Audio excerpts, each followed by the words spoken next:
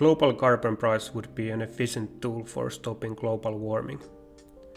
If its revenue was distributed evenly to everyone in the world as a carbon dividend, it would also reduce global inequalities significantly. You can simulate this kind of system and its features on a web page I have developed. The system inputs are set in the menu up here. I've tried to set sensible default values for the inputs so that the user can focus only on those inputs that they are interested in. Results graphs here below are updated to match your inputs by pressing the Draw button. The menu to the right shows all the indicators and their values for the specified year. It also shows how different indicators are related to each other. The menu updates in real time based on your inputs, since it is a lot lighter for the page than drawing the results graphs. You can use the selection boxes to choose which of the variables are shown in the graphs. Across the page there are also info buttons to show additional explainer text. There are 4 layouts for displaying the results graphs. You can make the choice depending, for example, on the size of your display. In addition to the main results, you can look at the country comparison, which shows how different choices affect the average emissions and incomes across the countries. Let's look at the page in more detail. In the first input section, you choose a temperature target from few choices.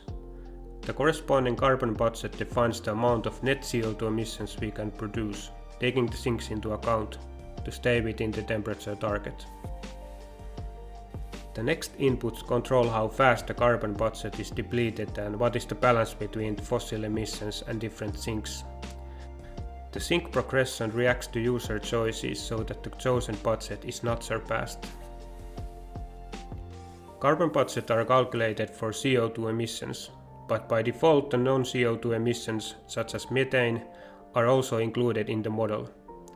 I'm very uncertain about the way the non-CO2 emissions are handled in the model. It's good to notice that even if they were hidden from the results graph, they are still included in calculating mean emissions and carbon cost. This selection box determines whether they are included in the calculations or not. You can also include land use and technical sinks to the model.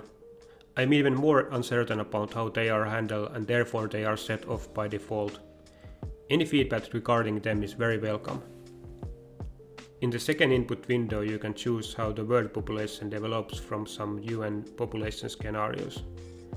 Together with global emissions, they determine the global mean emissions in tons per person.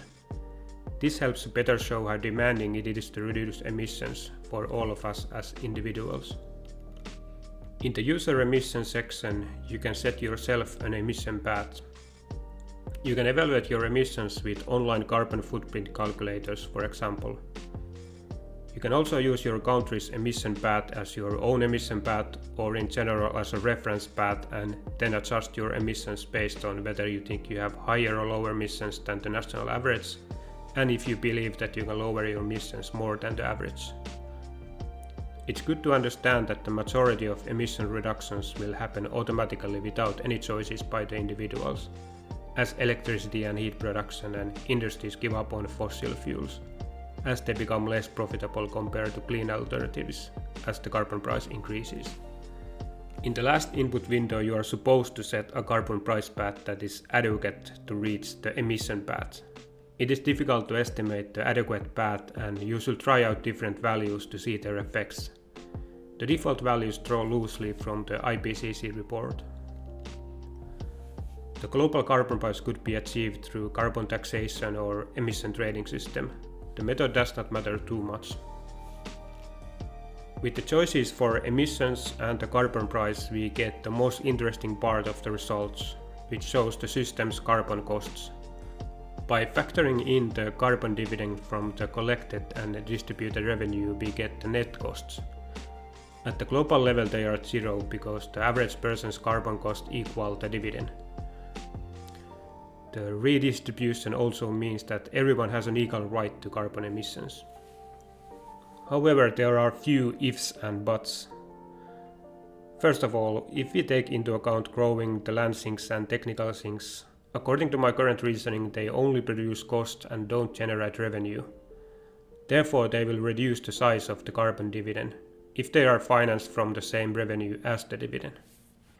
The system also does not account for the so-called welfare loss of taxation. We lose some amount of utility or happiness due to the loss in consumption of emission-heavy products. However, that loss is probably smaller than the benefits of stopping climate change, and therefore carbon pricing is sensible. With the same logic, many countries have imposed taxes on tobacco and alcohol, for example. The system also increases the global income redistribution because the pricing revenue is distributed evenly across everyone. As shown in this comparison of country averages, the low-income persons have lower emissions and therefore they benefit most from the system financially. This increases the support for the system, especially in the poorest countries. The support should be high in rich countries as well, because an alternative fair system in which everyone is entitled to equal emissions would be a lot harder for them to achieve. Increased income redistribution increases humankind's overall happiness, because low-income persons' utility from an extra dollar is greater than high-income persons' harm from losing a dollar. Regardless, it could prove difficult to get all the countries in the world to join the system. In the beginning, it would be enough to have a large portion of them. The purpose of this page is to help grasp the possible impacts of this kind of system and subsequently to raise its popularity. I aim to develop the page also in the future, and any feedback regarding both the page's functionality and the properties of the envisioned system are very welcome.